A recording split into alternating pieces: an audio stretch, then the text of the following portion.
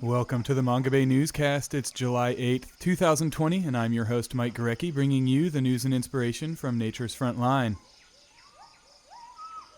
Last week was the 5th anniversary of the killing of Cecil the Lion, who lived primarily in Hwange National Park in Zimbabwe, where he was a famous attraction for tourists and wildlife photographers. On July 2nd, 2015, after wounding Cecil the day before and tracking him for more than 12 hours, an American dentist and recreational hunter named Walter Palmer killed Cecil just outside of the park. Though he had the proper permit to hunt a lion and was not charged with any crimes, Palmer reportedly faced death threats and was forced to go into hiding due to the intense global outrage over Cecil's killing. The owner of the land Cecil was killed on and the hunting guide who led Palmer were briefly arrested, but subsequently had all charges against them dropped. The broader debate over trophy hunting sparked by Cecil's death had farther-reaching impacts, however. 5 months after Cecil was killed, the United States added the lion subspecies found in Western and Central Africa to its endangered species list, making it harder for U.S. citizens like Palmer to legally hunt and kill the big cats. France and the Netherlands both banned the importation of lion trophies outright, and dozens of airlines announced new policies against transporting hunting trophies. On this episode of the Manga Bay Newscast, we take a look at the state of the debate over trophy hunting 5 years after the killing of Cecil sparked such widespread outrage. Joining us today are Iris Howe, Senior Specialist for Programs and Policy at the Humane Society International and an international trophy hunting expert, who's here to tell us why the Humane Society is calling for the world's 3 largest importers of lion trophies, the UK, the EU, and the US, to ban those imports in order to rein in trophy hunting altogether. We're also joined by Amy Dickman, founder of the Ruaha Carnivore Project, which works with local communities in southern Africa to develop effective conservation solutions. Dickman is a research fellow with Oxford University's Wildlife Conservation Research Unit, or WILD Crew, which had been studying Cecil and many other African lions for years. Dickman says that banning trophy hunting outright could actually harm the cause of conservation. And we're also happy to welcome to the program Maxie Pia Lewis, Director of the Namibian Association of Community-Based Natural Resource Management Support Organizations, or NACSO for short. Lewis provides us with a first-hand perspective on trophy hunting and community-based conservation, and tells us why it's important, if rare, for African voices to be part of the debate about trophy hunting. When I heard about Cecil the Lion, the first thing that came to mind was, first of all, I first thought it was a human being, so I felt sorry for it because I didn't know it was a lion. Because, I didn't think that wildlife also can be named, For us living in Africa, wildlife is wildlife, and it's wild. And we don't give our wildlife names. It's not your pet, it's wild. I must say I was angered by the whole anger that came from one side. It was very one-sided. It all came from the West. We were not given a choice to say something because we are being used as Africans are there to look after wildlife for the West. That's how I felt. I thought after colonialism, we were not there to look after wildlife for the West anymore.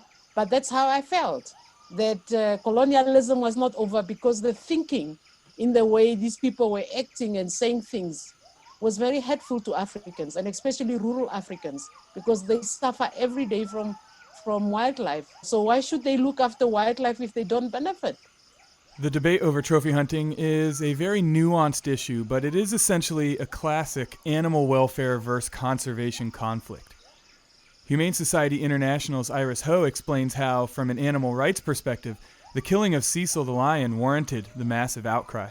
5 years ago this month, and actually it's actually this week, 5 years ago, that the killing of Cecil was discovered. Cecil was a male African lion, and he was first wounded July 1st, 2015, outside of Hwange National Park in Zimbabwe. But his death wasn't discovered until a few days later. So about, around July 6th, which is actually, the day today, where the interview took place. So it wasn't discovered by lion researchers in Zimbabwe a few days after his death. So what happened was that Cecil was, a beautiful, one of the most beautiful lions in Zimbabwe. He was, very well known to tourists and photographers who visited Hwange National Park in Zimbabwe. He had, beautiful dark mane. That was really his main attraction to tourists. Sadly, that was also why he was targeted, because of his majestic stature and his dark mane. So Walter Palmer, who was an American dentist, he traveled to specifically to hunt lions. And Walter Palmer was, he was known for trophy hunting with a bow and arrow. So that's how he first wounded Cecil with a bow and arrow. And that didn't kill Cecil right away. So the next 10 to 12 hours, it was, going from July 1st till early hours in July 2nd, 2015, Cecil suffered in agony, bleeding for 10 hours until Walter Palmer and his professional trophy hunter found him and finished him off with a gunshot. And because Cecil, not only he was, a beloved icon to tourists and wildlife photographers, but he was also a study subject to University of Oxford lion researchers. And so at that time when he was killed, Cecil was outfitted with a GPS. And because the GPS has stopped emitting information about where he was, and that's how this whole killing of Cecil was discovered. And so it's very timely that this week we're talking about the killing of Cecil, one of the most notorious killing of a wild animal by trophy hunters. Howe says that it's not illegal to kill a lion outfitted with a GPS collar by research scientists. However, I think it's very important to note that Cecil was not the first research lion that was killed by trophy hunters in that area in Zimbabwe. He was actually, and this is according to the lion researcher Dr. Andrew Outrage, who actually wrote a book since the killing of Cecil about his research projects on lions for a couple of decades. So what happened was that, according to him, Cecil was the 42nd research lions that was killed by trophy hunters in Zimbabwe. Imagine that. Lion trophy hunters, like to talk about, they're all about conservation, and you don't have to be a scientist to know that, animals that are outfitted with GPS, with research collars, they provide tremendous value to researchers, to wildlife biologists. Even though it was not illegal to kill a research lion, but it was certainly unethical, and it was certainly an act that tramples on conservation. It may not have been illegal for Walter Palmer to kill a research lion, but Howe says that it still may have been an illegal hunt. According to Dr. Andrew Outrage and others who were based in Zimbabwe, it's questionable that this hunt was legal. Why was that? Why did they question the legality of this hunt? Because first, when the professional trophy hunter who guided Walter Palmer, when they realized that they killed a research lions, they threw away the research collar. If they had done nothing wrong, they could have reported that they killed a lions with the research collar, again, which is apparently legal under Zimbabwe law. However, one reason that they got rid of the collar was because they did not, according to Dr. Outrage, they did not have the lion hunting permit, because in 2015 there was no lion hunting permit for that area where they were conducting hunting. And so it was very questionable that this hunt was legal in the first place, not necessarily because Cecil was a research lion, but because it was alleged that they did not have the proper hunting permit. And it's very often taking place that even though trophy hunters or trophy hunting outfitters don't have the hunting permits but they would swap with other trophy hunting outfitters that had the permits. And so that's one of the many egregious illegalities that permeates in the trophy hunting industry. So in the 5 years since Cecil was killed and people all over the world called for an end to trophy hunting, what has actually changed? I would, like to say that, Cecil's death, was not in vain, and that he does have a lasting legacy. But, unfortunately, trophy hunting of lions still continues today. But, a few countries indeed have stopped or banned the import of lion trophies. For example, Australia and also France, as well as the Netherlands, they have since banned the import of lion trophies. And so one way to look at it, is one of the legacies of Cecil is that these countries have taken actions so that, less lions would suffer the fate of Cecil. As Howe explains, the Humane Society is working to stop trophy hunting in a number of ways, from getting import bans on animal trophies adopted in consumer countries like the U.S., to researching the economic contributions of trophy hunting and exposing the nature of the canned hunts that are popular with many trophy hunters. For Humane Society International and also, our U.S. Affiliate, the Humane Society of the United States, we work to protect all animals, including wild animals, and protect them from the threat of trophy hunting. So, for example, we would petition the U.S. government here in the U.S., which would be U.S. Fish and Wildlife Service. We would petition to list imperiled animals in the U.S. Endangered Species Act. By listing an imperiled species in the ESA, there will be higher scrutiny on the import of specimens of ESA-listed species. So, for example, since 2016, African lions, because of our petition to the government, African lions are listed as threatened in the U.S. Endangered Species Act.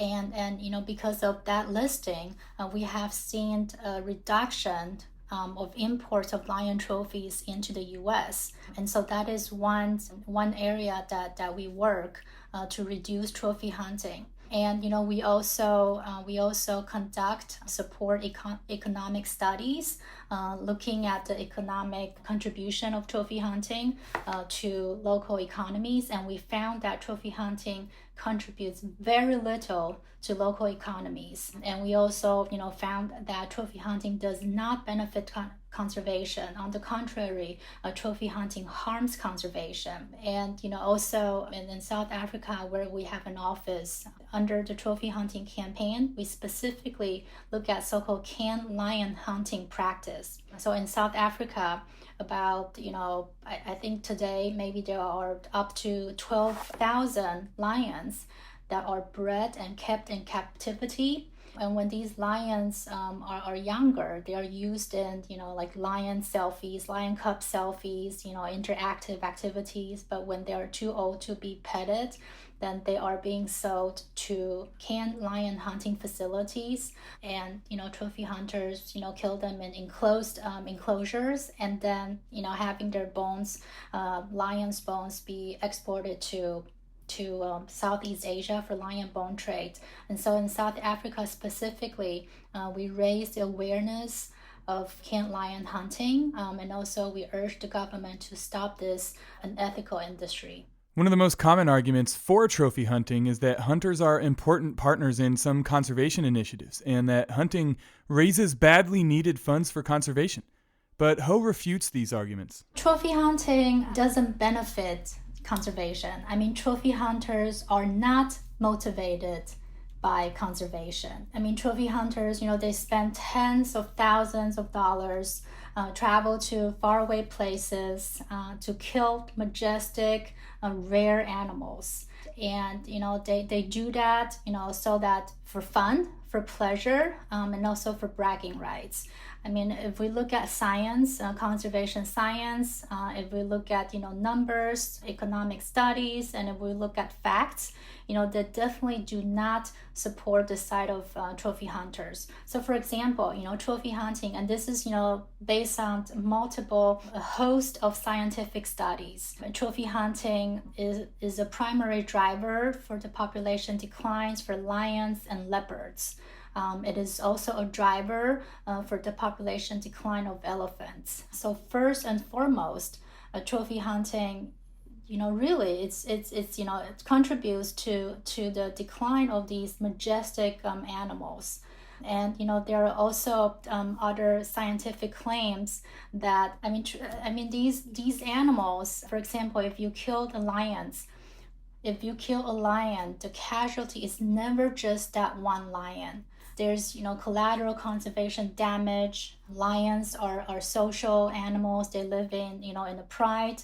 So when you take out a male pride animal like Cecil, they are other animals, lions in that pride are also going to be victims through whether it's infanticide. Other male lions will move in to the pride and killed the cubs of the dead lions, and also the tragic of this trophy hunting of lions again has these collateral conservation damage that most people don't talk about.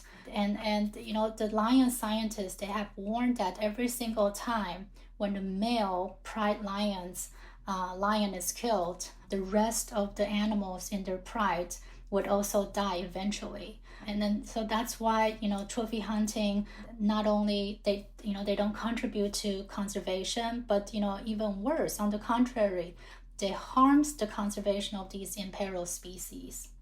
Another I would say example of why trophy hunting is not conservation is we just need to look at what motivates trophy hunters. I mean, they usually always go after animals with impressive trophy characteristics. Whether it's huge tusks of an elephant, or huge horns, or dark mane, for lions, just like Cecil.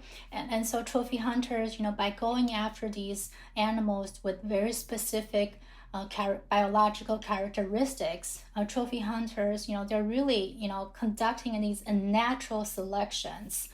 And these animals, male animals with impressive biological characteristics, they are so important to maintain, diverse and vibrant genetic pools. And by taking these animals out, trophy hunters, weakened the diversity and vibrancy of these genetic pools.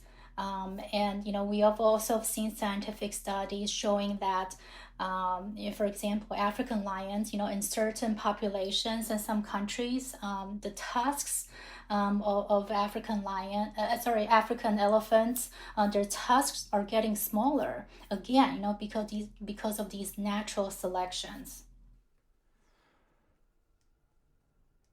We actually had Dr. Jane Goodall on the Manga Bay Newscast back in 2017, and she made a similar point about trophy hunting. A growing body of research has vindicated Goodall's assertion that individual animals have their own personalities, and when asked how that plays into an issue like trophy hunting, she said, "It plays into it in many, many different ways. First of all, into conservation. So if you're conserving a species, that's very different from conserving the individuals within a species in order to conserve the species. And with trophy hunting, I mean any hunting, every single individual animal has a life that's playing an important role in its society, I'm sure, especially with trophy hunting, because the hunters go after the lions with the biggest manes and the elephants with the biggest tusks. And, of course, they are very important in their particular society. That's why they've evolved that way. And so by picking out always the animals with the most magnificent appearance. You're bound to be changing the nature of the future, aren't you, I think? And when asked for her opinion on whether or not trophy hunting is an indispensable source of conservation funds, Dr. Goodall said, Yeah, I think it's rubbish. First of all, nobody's ever proved that the money from trophy hunting actually does go back to conserve the species. The United States, the United Kingdom, and the countries of the European Union are the biggest importers of animal trophies, though in the U.S. at least, the number of imports is trending downward, according to Iris Howe. Right now, because the lions, African lions, as I said, are listed in the Endangered Species Act. So we have seen a decrease in the U.S. import of lion trophies, while in the meantime, the UK and also European Union member states, their import of lion trophies are going up. As a matter of fact, we done some research on the import of lion trophies database, and we found that actually in the UK, the import of lion trophies pre-Cecil and post-Cecil actually doubled.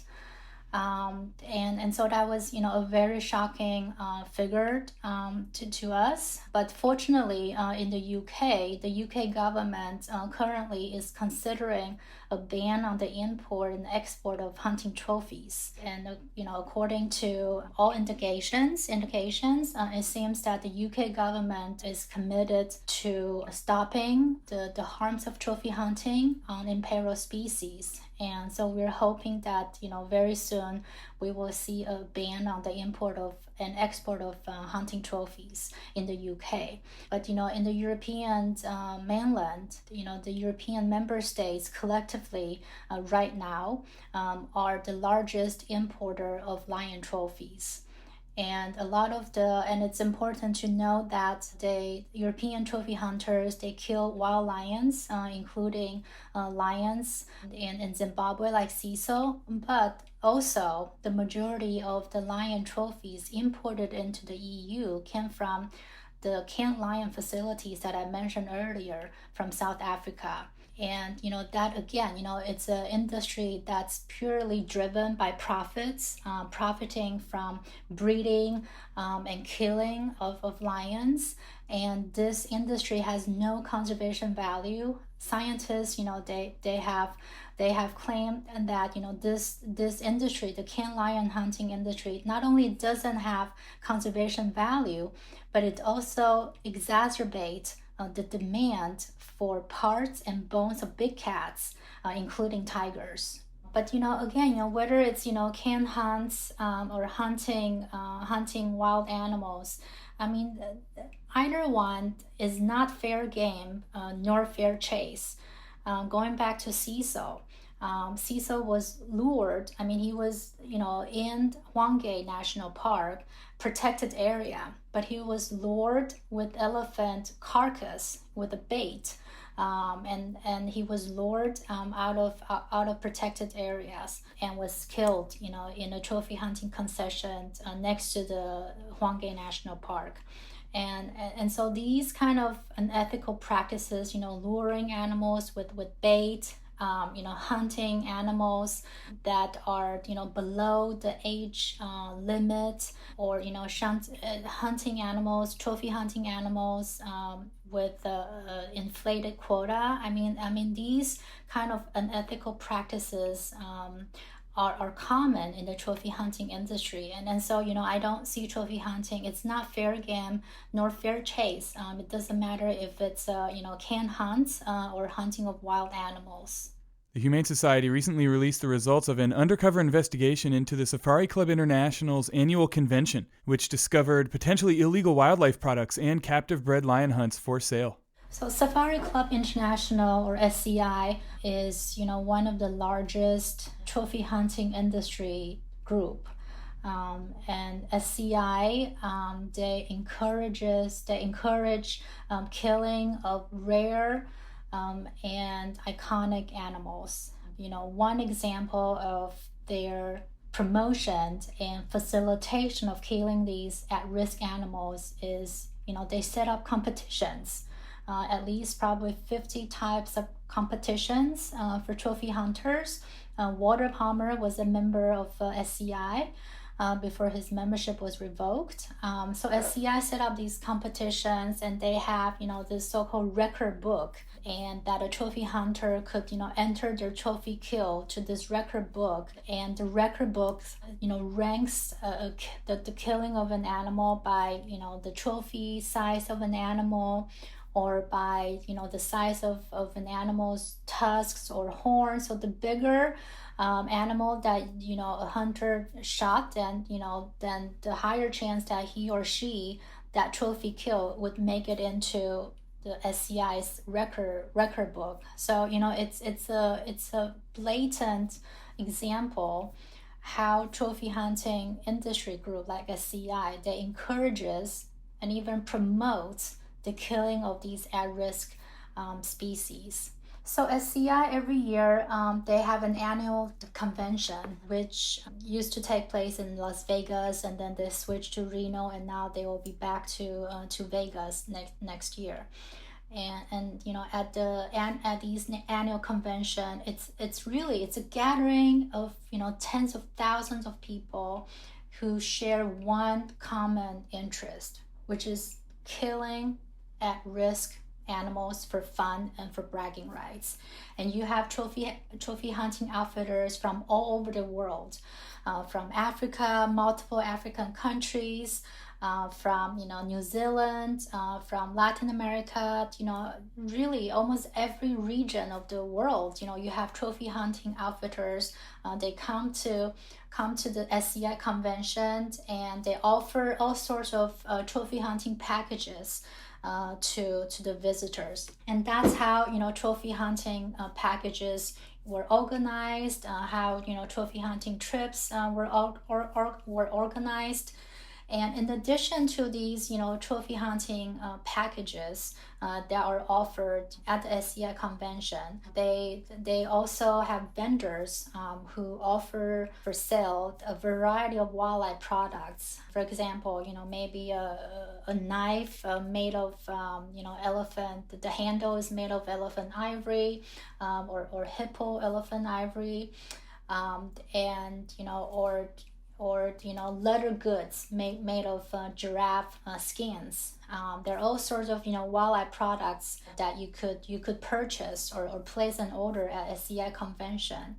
And for 2 years in a row, our undercover investigations found illegal wildlife products that were offered for sale at the SCI convention, products that appear to violate Nevada's anti-wildlife trafficking law. So this law is relatively new, starting in 2018 in Nevada, that it's illegal to sell parts and products made of elephants, hippos, stingrays, and other imperiled species.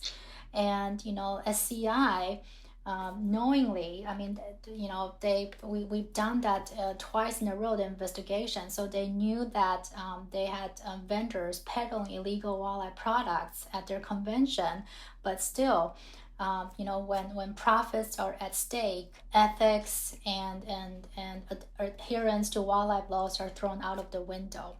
And then so that is one part of our investigation. And another part is that SCI has a policy since 2018 that prohibits any convention vendor, from selling canned lion hunts. So it's SCI's own policy.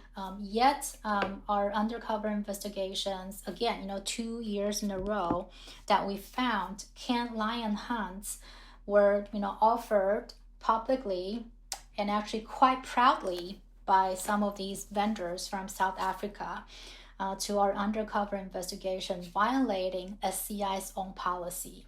So again, when profits are involved, then profits trumps any hunting ethics when it comes to SCI. While the Humane Society opposes trophy hunting as essentially an industry that promotes animal cruelty and offers no conservation benefits, Amy Dickman has a much different view as a conservationist. She specializes particularly in big cat conservation and has worked in Africa for over 20 years. She says that I was actually always pleased that I was never particularly involved in the trophy hunting debates because they always seemed very toxic.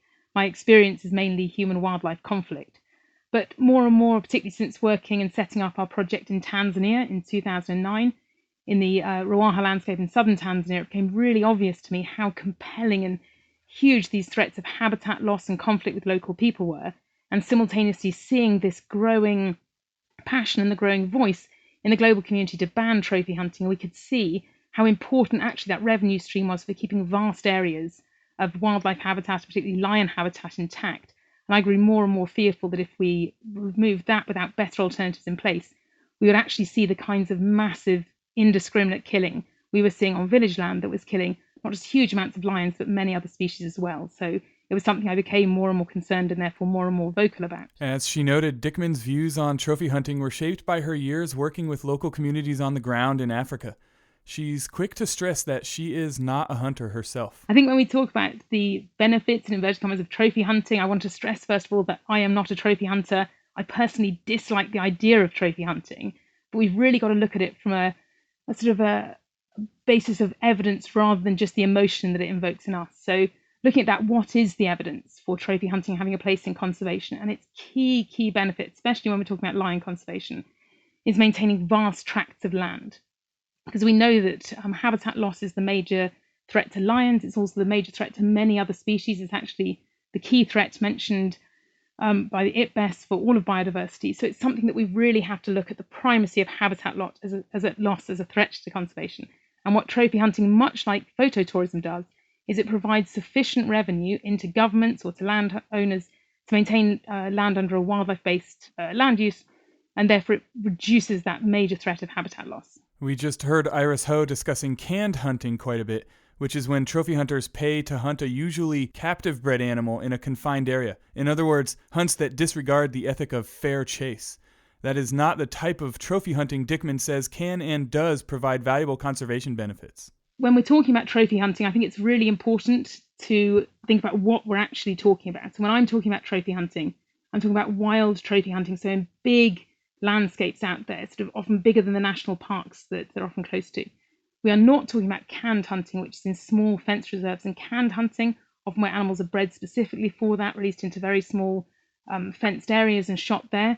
That's something that really doesn't generate any of the benefits in terms of habitat protection for lions. Is something that I think should be banned. It's something that the IUCN is against, the African Lion Working Group is against. So we should really differentiate when we're talking about canned hunting, which has all these negative connotations, and wild trophy hunting, which can have these important benefits of maintaining very large tracts of land and also providing significant revenue to local communities. Taking animals out of the wild and raising them in captivity just so a trophy hunter can kill them obviously opens up a whole bunch of animal welfare issues. But as Iris Howe pointed out and Jane Goodall concurred, there is an animal welfare dimension to wild trophy hunts to be considered as well, because trophy hunters are usually targeting the biggest, most impressive individuals, the lions with the biggest manes, the elephants with the biggest tusks, who are more than likely exceptionally important to their families or prides or communities. So in light of that, can trophy hunting be truly sustainable? I think the arguments about population dynamics and these perturbation effects they're called when they have longer term negative impacts on populations are hugely important to examine. So people talk about, for instance, the removal of pride male lions, and therefore the fact that if you kill a pride male, you will have other males come in and kill the younger cubs. And if that happens over and over again, you don't get any of those young cubs up to the age where they can breed, and obviously has a major impact on the population. Which is why when various authors have looked at it and very prominent scientists like Craig Packer have modeled this, they've actually found that if you take males aged over 6 or above, it has very little impact in terms of population dynamics, because you need to make sure that that male is in that position long enough so they can raise at least one cohort of cubs to independence and not be as vulnerable from takeovers. So we know there are impacts of trophy hunting that it can have on these population dynamics, and we have to be very cautious when we think about how it's done to make sure that it is done in the most responsible way for that population. However, I think what's really, really important when we're thinking about these issues is to always consider the counterfactual. What is likely to happen in an area if, say, trophy hunting is taken away? What would the killing look like in that scenario? And certainly for us, when we see the types of killings that happen, for instance, on village land, where there is no economic benefit to conserving those animals such as lions, we see huge amounts of indiscriminate killing. We see that about half the animals that are killed are females. They're often pregnant, they're lactating. And we know that taking away adult females is the very quickest way to drive a population down. It also is extremely indiscriminate in terms of the other types of species that are taken. So, for instance, we had one poisoning event, which we were alerted to from a satellite collared lion. When we went out to investigate, it was actually 6 lions that had been killed, but also nearly 80 critically endangered vultures, as well as hyena and jackal. And that kind of massive, indiscriminate, and also horribly cruel kind of killing is unfortunately the kind of thing that we are very likely to see if we take away the trophy hunting, which does have its problems, without implementing better alternatives for that land. So the reason behind this, because it seems so counterintuitive that killing could have any role in conservation, and people really struggle with this. So to explain the reasoning behind it is that trophy hunting will generate large amounts of revenue for potentially the government, or for, in cases like Namibia, for the conservancy holders. So rich hunters are able to come in and kill a small number of those animals. And that revenue is very important then for managing those wildlife populations, and often also wider wildlife populations in the country as well. And so if, say, trophy hunting is economically undermined, even through things like import bans, what's very likely to happen is that actually it's not worthwhile then for the community or the landowner to use trophy hunting as their revenue stream. And what they will do is they will look for the next best alternative. And unfortunately, in many places, while people always assume that you could replace these hunting areas with phototourism, it's simply not true. Phototourism doesn't even cover the costs of existing national parks, let alone being able to take on the additional revenue of trophy hunting areas, which in Africa cover more land than national parks do. So if you make that land use less viable, what you're very likely to see is it's going to be converted to something like agriculture or human settlement, and then the wildlife in it actually has no value to those people. And you're likely to see massive amounts of snaring, poisoning, and other killing, which will be worse for the species and far crueler for those individual animals. Just as she says that canned hunts should be done away with, Dickman doesn't deny that there are abuses in the trophy hunting industry that must be dealt with to ensure the sustainability of the hunting offtake. Absolutely, there's a huge amount that needs to be done to improve trophy hunting if that is the land use that's going to be chosen. I want to say I'm not promoting trophy hunting. I'm not saying that it should be the land use there. I'm more warning that if it's taken away without better alternatives, we will do more harm than good. But to answer the question in terms of what needs to be done in trophy hunting, there's a huge amount that needs to be done. So, for instance, of course, local laws need to be adhered to. I think the Humane Society operation that you were talking about revealed, for instance, things like canned hunts being sold, which was in contravention even of what the Safari Club International said. As I've mentioned, I think canned hunting does not offer significant benefits in terms of land conservation for species like lions. So I would like to see canned hunting just taken off the table. I would like to see that banned. I would also like to see females taken off any quotas, because we've talked about how removing females can be particularly damaging for a population, far more than taking away adult males. We need to take away older males so that they have had a chance to pass those genes on. As you talked about, the animals with the bigger manes or the longer tusks tend to be desired. Those, hopefully, it is actually quite useful, those tend to be the older ones, so hopefully they have bred by then, so we can still have their genes within the population. We also need to make sure that for some species like spotted hyenas, I think it's been massively under-assessed, the likely impact of trophy hunting. And because with spotted hyenas, the females are the biggest, they're more likely to be shot by trophy hunters, they're matriarchal societies, so they are a species very likely to be disrupted. So I think we need to look at it sort of species by species. There are species like leopards where you need to be very careful with your quota setting because they're also infanticidal.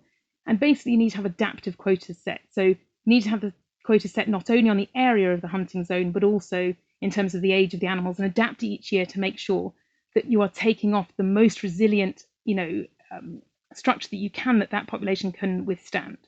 So there are many, many things that need to be done for sure. In terms of other reforms, the UK is looking right now at potentially restricting or banning the import of trophies into the UK. And I think this is a perfect opportunity to change the regulations. At the moment, as I read them, you have to certify that this trophy comes from a sustainable source and from one that doesn't damage the population of the species concerned. Unfortunately, that means that could very well be from a canned animal. It doesn't mention anything about the habitat conservation that has to be provided through the trophy hunting. I'd like to see recognition that if trophy hunting imports are allowed, it should be done with recognition of these greater benefits, ensuring that wild habitat is protected to guard against those major threats of habitat loss and conflict with humans. Dickman argues that whether or not trophy hunting is viewed as a tool in the conservation toolbox should be determined entirely by local context. Zimbabwe, where Cecil was killed, Zimbabwe is one of only 2 countries, alongside Namibia, which actually has increasing lion populations, according to the IUCN Red List data. So I think we should be looking at countries like Zimbabwe and Namibia and saying, what can we learn from their wildlife management? And they use an extensive suite of tools, including both phototourism and trophy hunting, to protect different types of habitat. So the most accessible, the most attractive kinds of areas are very good for phototourists, but you'll have areas surrounding those land uses where you actually want a softer buffer. You don't want to go from the national park straight into village land. The area that I work in southern Tanzania shows how damaging that can be if you go straight from a park onto, say, village land, because you have huge amounts of wildlife killing there.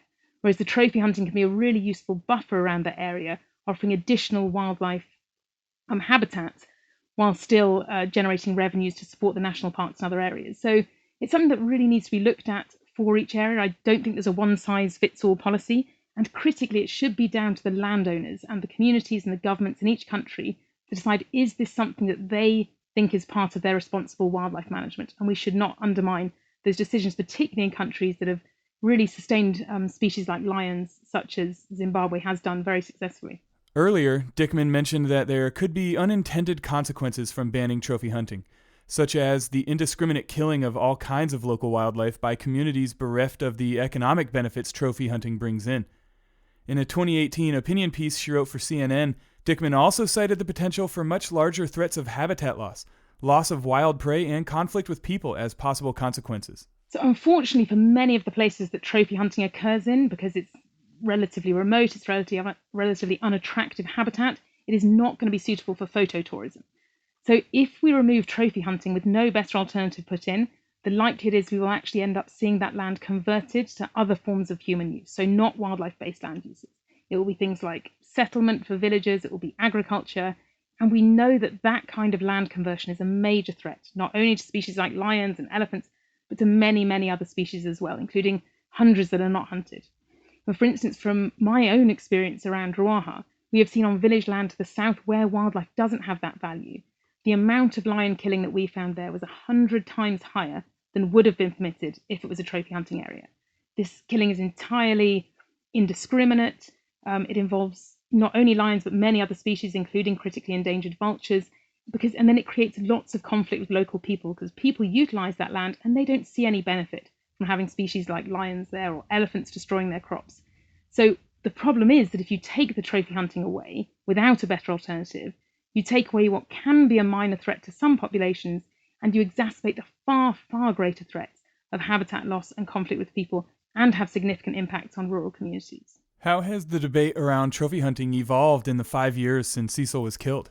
Unfortunately, since the killing of Cecil, we have seen an increasing divergence, I think, between the science on this issue and the conversation on this issue. There's been this obviously increasingly vocal push to take away trophy hunting, but we know the conservation science is clear that trophy hunting is not a key threat to lion populations at a regional or range-wide scale, and the major threats are habitat loss of wild prey, and conflict with people. And as I've mentioned, the likelihood is if we take away the trophy hunting areas without those better alternatives, which currently don't exist for most places, we will massively increase those greater threats. So we really need, and we've seen that happening. The science has come out in the last 5 years clearly documenting that in areas where trophy hunting blocks have been given up because they've become less economically viable, often because of things like import bans, we are seeing increased illegal human use, we're seeing increased poaching, we're seeing clearly increased threats to wildlife, and none of us can want that. I think what we want on the anniversary of Cecil's death is a legacy that is thriving lion populations and in methods that are done very respectfully with the local stakeholders. So we have to make sure that what we do doesn't have these devastating unintended consequences. And unfortunately, removing the trophy hunting without those better alternatives is very likely to do that. So in your opinion, was the widespread outrage over Cecil's killing ultimately warranted? I don't think I would say the reaction was overblown. I think it was actually very positive to show that there was such passion for lions out there and such real global concern for the conservation of lions. The issue that we have now is how do we harness that in a positive way that actually delivers better futures for lions, rather than people just feeling good about not seeing things on their social media feed. but actually improving the conservation outlook for lions and for local communities on the ground.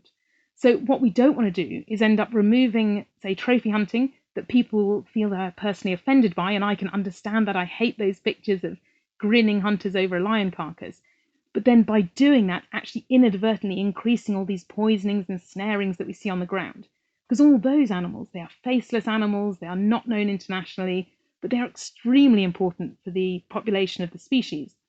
And we have to recognise that we really should focus on reducing the overall mortality of these animals, not just focusing on the bits that really offend us. And I think if we could use that global outrage towards the killing of Cecil, if we could say, how do we come together, rather than this really polarised debate, how do we share this collective passion for lions and engage properly the local communities and the governments doing this to say, is there a way that, say, for instance, through carbon credits or biodiversity payments, how can we come up with novel mechanisms to secure lion habitat for many other species just beyond lions, so that it also benefits local people as well? So we do want a better future for lions, but it has to be done in a way that is a net benefit. And unfortunately, the way that it's going at the moment, I think, will make it worse, not better, unless we come up with these different strategies.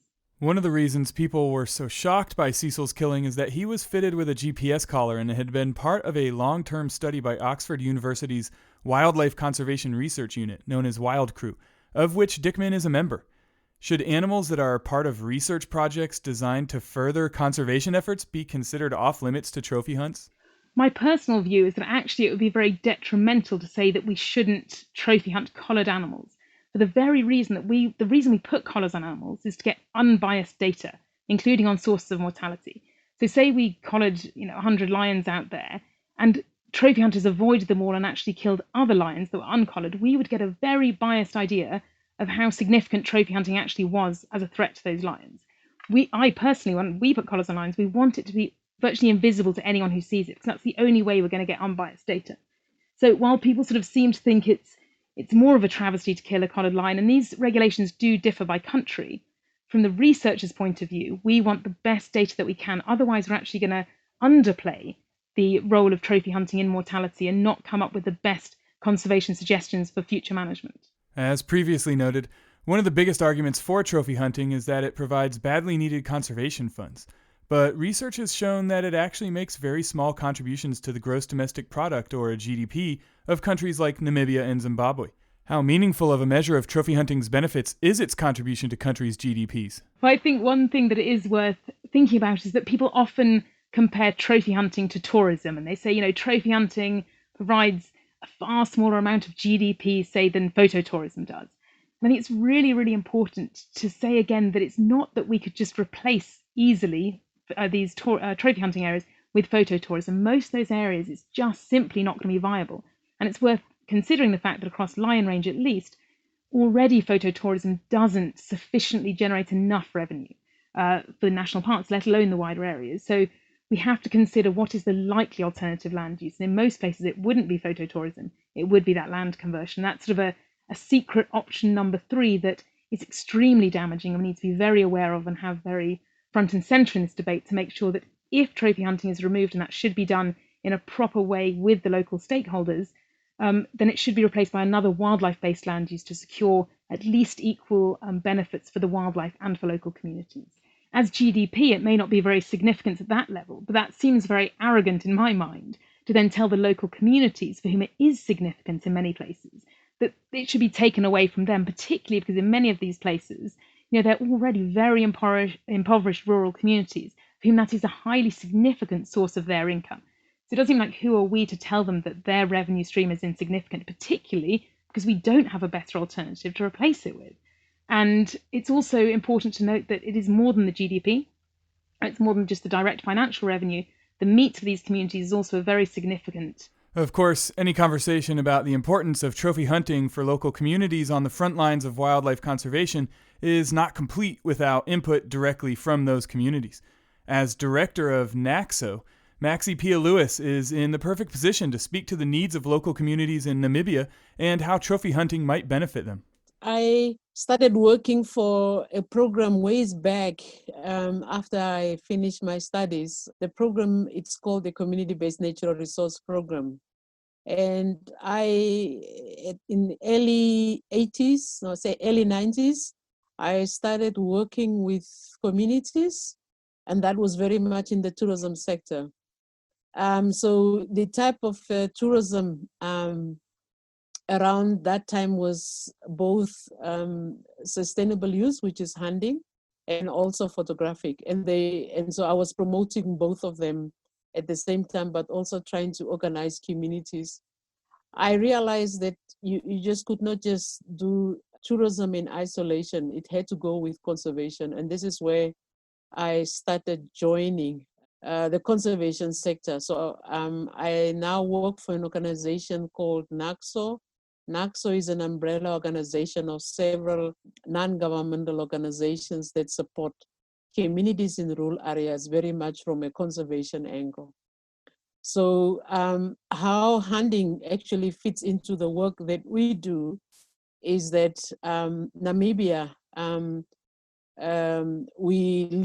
we are allowed to hunt. So there is systems, there is regulations in place that allow everybody in this country to hunt, as long as you do it within the parameters of the law.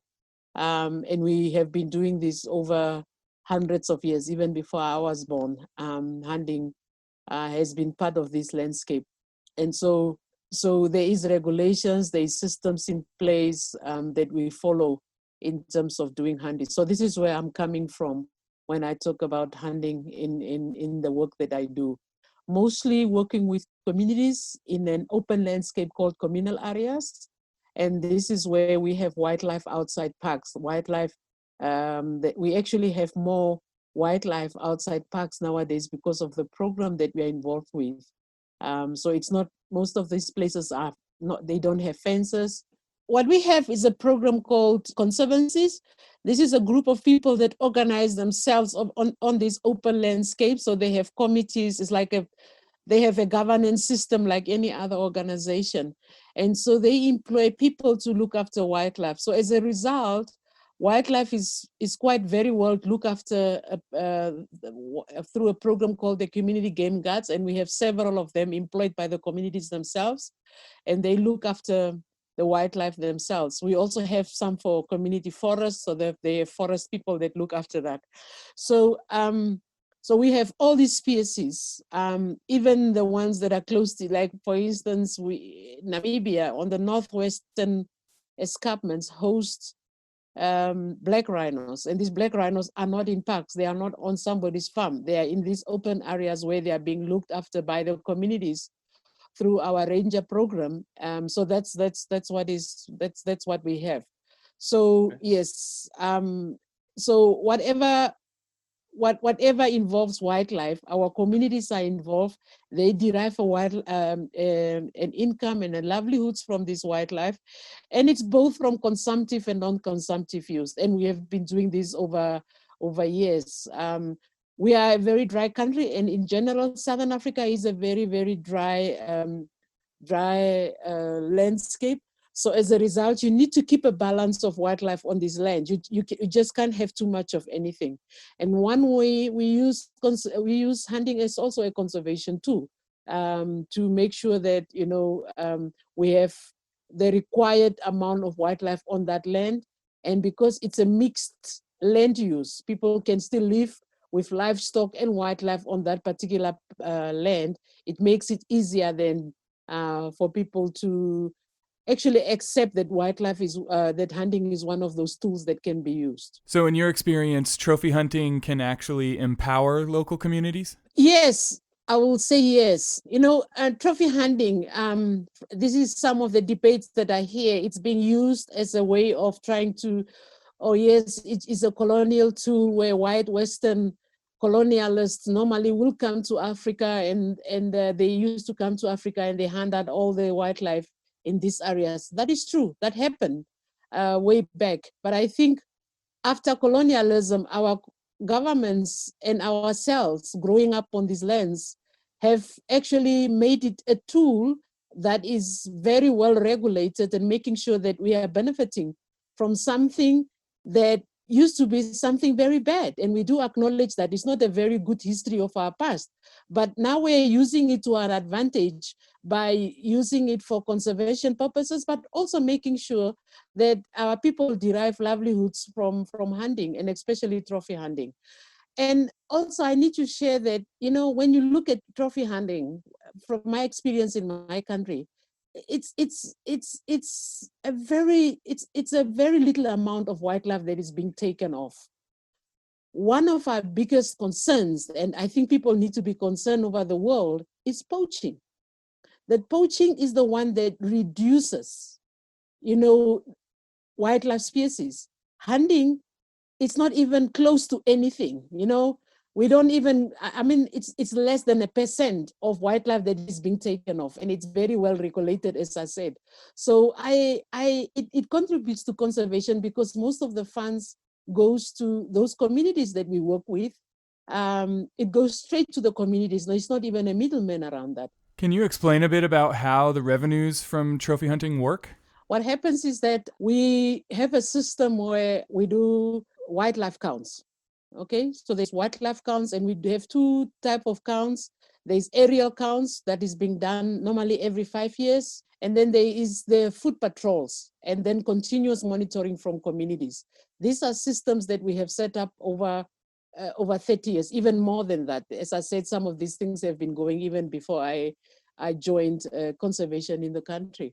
So based on what amount or wildlife is out there, we have expertise that come in and look at the numbers. And that is where science come in. So we look at, for instance, species that are very, very like the elephant, lions, and leopards, and so forth. So those are the species that are being closely looked at, and making sure that we don't give quotas that are not sustainable to be able to be hunted. So for instance, if there is a big drought, we had a big drought now for the past 5 years in certain areas, then where there is communities living, they had to make decisions themselves together with scientists saying, we are not going to hunt for this year, and there will be no quotas for this year. And the communities are fine with it because they know exactly that we need to conserve. So in areas where there is an abundance of this wildlife, as I said, we need to keep a balance, then quotas are being given.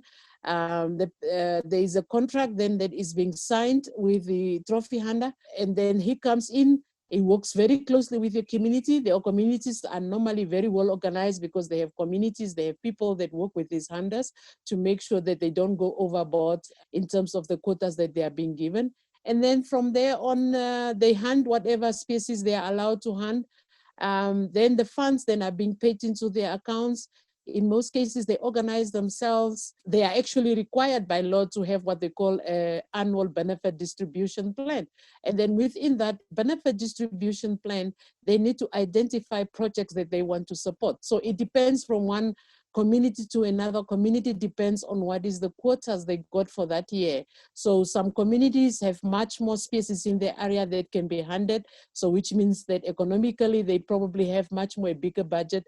They would be able to give benefits to their community. So their benefits will range from looking after their elders in the community, from supporting schools, from supporting food programs or water holes for their animals. So it depends where they are, what the needs are, and based on that, then they will have their benefit sharing plan. And I also just want to add, it's not the same geographically. For instance, in Southern Africa, all the areas are not the same. There are areas that are very good for hunting, and there are areas that are not very good for hunting. So we do ecotourism in those areas that is good for ecotourism. Not all ecotourism places are good for hunting, and sometimes not all hunting areas are good for ecotourism. So sometimes you need to make these decisions. Though she perhaps thought some of the anti-trophy hunting fervor was ill-informed, Amy Dickman said that she didn't necessarily think the reaction to Cecil's death in 2015 was overblown. Lewis has a much different perspective. I've worked with communities for more than close to 25 years, and I have seen and heard very bad cases of people being killed by wildlife. And it really hurt me when people were making such a big fuss about a lion while in Africa we have daily deaths of lions that are, eating people, killing people, harming people. And we don't have anniversaries for those people that have been killed by wildlife. So when I heard about Cecil the Lion, the first thing that came to mind first was, first of all, I first thought it was a human being. So I felt sorry for it because I didn't know it was a lion. Because, I didn't think that, wildlife also can be named, And it's something that I, from the beginning, opposed. For us living in Africa, wildlife is wildlife, and it's wild. And we don't give our wildlife names. So for me, it was a very Western, concept of trying to treat wildlife as if you are treating your pet. It's not your pet, it's wild. Okay. So, and as a result, I felt really, I must say, I was angered by the whole anger that came from one side. It was very one-sided. It all came from the West. We were not given a choice to say something because we are being used as Africans are there to look after wildlife for the West. That's how I felt. I thought we, after colonialism, we were not there to look after wildlife for the West anymore. But that's how I felt, that colonialism was not over because the thinking in the way these people were acting and saying things was very hurtful to Africans, and especially rural Africans, because they suffer every day from wildlife. So why should they look after wildlife if they don't benefit? So that's why we support hunting and sustainable use, because if they don't derive livelihoods for that, why should they look after wildlife for who? So yes, it's not a good thinking. For people to think that, I just imagine if I say you need to look after wolves for me sitting in Africa for the rest of your lives while I am enjoying myself, but once I want to have a holiday now and then, I'll go to Europe or I'll go to the US to go and see my wolves. I found it very, it's like, I don't know, it takes me back to colonialism. What does Lewis wish that Westerners who feel like they have a stake in the debate over trophy hunting knew about the realities on the ground? First of all, I want them to they need to respect Africans' rights in terms of decision making. We want to make decisions. They need to respect Africans in the way we trade. If I want to trade through hunting, it's my choice. And with whom I want to trade is my choice. Don't go and victimize. Don't go and influence people if they are trying to do the right thing. For me, I have worked with lots of hunters. They are very good conservationists. You don't have nothing is perfect in the world. There are people that have made mistakes, even through conservation and hunting, just the way anybody else has made mistakes through other industries. We have our shortfalls. And we are not saying that we will not listen to some advice that you give us, but you are not giving us advice. You are telling us what to do. And that's where we have a problem with. So if you can listen to us, we live with this wildlife. We work with these communities, and the communities live with this wildlife. Can you give them a platform where they can also air their views? Respect them. They are human beings like you. Respect their rights. Don't come and make decisions on their behalf and tell them how they should trade or how they should go around doing business. We don't tell anybody else to do it. Why should we be told? Like Amy Dickman, Lewis says that banning trophy hunting could have unintended consequences, perhaps even harming conservation efforts. We had this conversation with communities living with wildlife times and times again, saying, there's a lot of pressure from people that have no regard for conservation. They don't understand why we use wildlife as a sustainable tool. And they came out and said, okay, then you need to remove the wildlife from our lands. Take them away. So take them and ask those people to come and collect them. Because what's the use? Who lives and look after something for nothing? So why do you expect these communities to look after something for nothing? So yes, retaliation will come back, obviously. If an elephant damages my crops and I derive a livelihood from that crop, why should I allow it to continue doing so on my land? There will be retaliation. With climate change, there's a lot of dry lands out there. People cannot get food anymore from their lands. So if there's more damage being done on their lands, they will poach. Governments will have a lot of problems because these communities that are looking after this wildlife that has increased in these areas over time, and especially in Southern Africa, we will have a reverse that we have seen way back in the 70s and the 80s. We have made good strides and we are going to destroy that. We are going to go back where the numbers of wildlife were really dwindling. So I will just suggest to people that maybe we should come together because we are all concerned about wildlife. Communities are concerned. The animal rights groups are concerned, but they're just out there making so much noise and not listening to what we have to say. It's just their messages because they have the resources, they have the money. The poor communities don't have those resources to get their voices out there. And even if they get their voices out there, they don't even get listened to.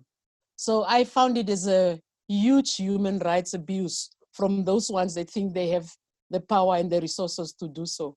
What I can see lastly is that instead of us trying to be outright just very anti for anything, we can use our energies and our resources to support the efforts that those communities that live with wildlife at the moment are involved with, like looking after those wildlife for our generations, and our kids.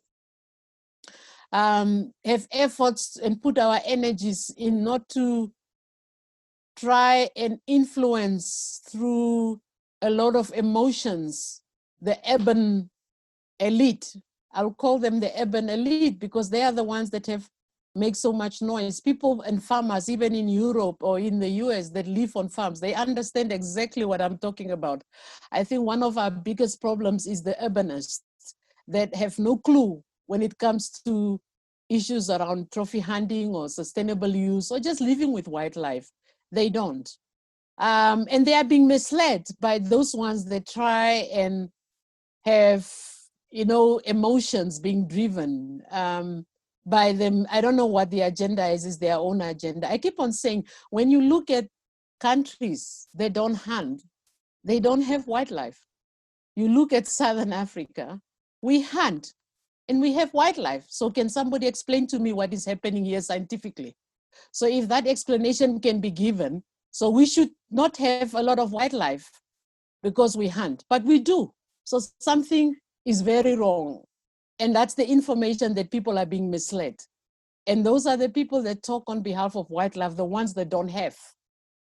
Can you give us a chance to talk about our wildlife because we have our wildlife? We live with our wildlife. We understand, and we have very good conservation strategies that we can share with those ones that don't have so that they can start increasing their wildlife.